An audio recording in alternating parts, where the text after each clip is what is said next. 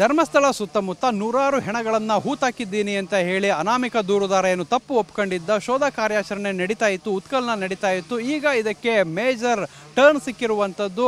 ಎಲ್ಲರೂ ನಿರೀಕ್ಷಿಸ್ತಾ ಇದ್ದಂತಹ GPR system ಇವಾಗ ಚಾಲ್ತಿಗೆ ಬಂದಿರುವಂಥದ್ದು. ಈ ಒಂದು ಡ್ರೋನ್ ಮೌಂಟೆಡ್ GPR ಸಿಸ್ಟಮನ್ನು ಇವಾಗ ತಗೊಂಡು ಬಂದು ಆಪರೇಟನ್ನು ಮಾಡಲಾಗ್ತಾ ಇರುವಂಥದ್ದು. ಇಲ್ಲಿ ನೋಡ್ಬೋದಾಗಿದೆ ಪಾಯಿಂಟ್ ನಂಬರ್ 13ಕ್ಕೆ ಇಲ್ಲಿ ನೋಡ್ಬೋದು. ಇದು ಪಾಯಿಂಟ್ ನಂಬರ್ 13ರಲ್ಲಿ ಈ ಒಂದು ಡ್ರೋನನ್ನು ಒಂದು ಬಾರಿ ಇವಾಗ ಹಾರಿಸಿಯಾಗಿದೆ. ಹಾರಿಸ್ಬಿಟ್ಟು ಅಲ್ಲಿ ಆ ಒಂದು ಡ್ರೋನ್ ಮೌಂಟೆಡ್ ಸಿಸ್ಟಮ್ ಯಾವ ರೀತಿ ವರ್ಕ್ ಆಗುತ್ತೆ ಅನ್ನೋದನ್ನು ಅಲ್ಲಿ ಒಂದು ಆರಂಭಿಕ ಹಂತದಲ್ಲಿ ಡೆಮೋ ಮಾಡಿದರು. ಅದಾದ ಬಳಿಕ ಪಾಯಿಂಟ್ ನಂಬರ್ 13ರಲ್ಲಿ ಹಾರಿಸಿದ್ರು.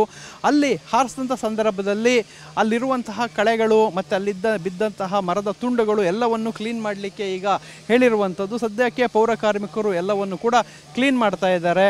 ಸೊ ಸ್ಥಳಕ್ಕೆ ಭಾರಿ ಭದ್ರತೆಯನ್ನು ಪೊಲೀಸರು ನೀಡಿರುವಂಥದ್ದು. ಸ್ಥಳೀಯರು ಯಾರೂ ಕೂಡ ಅಲ್ಲಿಗೆ ಹೋಗಬಾರ್ದು ಅಂತ ಹೇಳಿ ಆ ಪ್ರದೇಶವನ್ನು ನಿಷೇಧ ಅಂತ ಹೇಳಿ ಮಾಡಿದ್ದಾರೆ. ಮತ್ತು ಆ ರಸ್ತೆಯನ್ನು ಕೂಡ ಸಾರ್ವಜನಿಕರ ಬಳಕೆಗೆ ಬಂದ್ ಮಾಡಿರುವಂಥದ್ದು. ಸದ್ಯಕ್ಕೆ ಆ ಒಂದು ಡ್ರೋನ್ ಮಾದರಿಯಲ್ಲಿ ಇರುವಂತಹ ಏನು ಡ್ರೋನ್ ಮೌಂಟೆಡ್ GPR, ಸೊ ಇದು ಯಾವ ರೀತಿ ವರ್ಕ್ ಮಾಡುತ್ತೆ ಅಂತ ಹೇಳಿದರೆ, ಅದು ಏನು ನಾವು ವಿಜುವಲ್ಗಳಲ್ಲಿ ಆವಾಗಲೇ ನೋಡಿದ್ವಿ, ಆ ಒಂದು ಡ್ರೋನ್ನ ಕೆಳಭಾಗದಲ್ಲಿ ಆ ಒಂದು GPR ಮಷಿನನ್ನು ಫಿಕ್ಸ್ ಮಾಡಲಾಗಿರುತ್ತೆ. ಅದನ್ನು ಭೂಮಿಯ ಮೇಲ್ಮಟ್ಟದಲ್ಲಿ ಹಾರಿಸ್ತಾರೆ. ಹಾರಿಸಿದ ಸಂದರ್ಭದಲ್ಲಿ ಎಲೆಕ್ಟ್ರೋಮ್ಯಾಗ್ನೈಟ್ ಕಿರಣಗಳೊಂದಿಗೆ ಅದು ಭೂಮಿಯ ಅಡಿಭಾಗದಲ್ಲಿ ಏನಿದೆ ಅನ್ನೋದು ಗೊತ್ತಾಗುತ್ತೆ. ಆ ಮೂಲಕವಾಗಿ ಈ ಒಂದು ಮೌಂಟೆಡ್ ಡ್ರೋನ್ GPR ವ್ಯವಸ್ಥೆ ಇದೆ. ಸೊ ಈ ಯಂತ್ರದ ಮೂಲಕ ಈಗ ಶೋಧ ಕಾರ್ಯ ನಡೀತಾ ಇರುವಂಥದ್ದು. ಸೊ ಮುಂದಿನ ಹಂತಗಳಲ್ಲಿ ಇದೇನಾದರೂ ಸಿಗುತ್ತಾ ಏನು ಅನ್ನೋದನ್ನು ಕಾದು ನೋಡಬೇಕಾಗಿದೆ.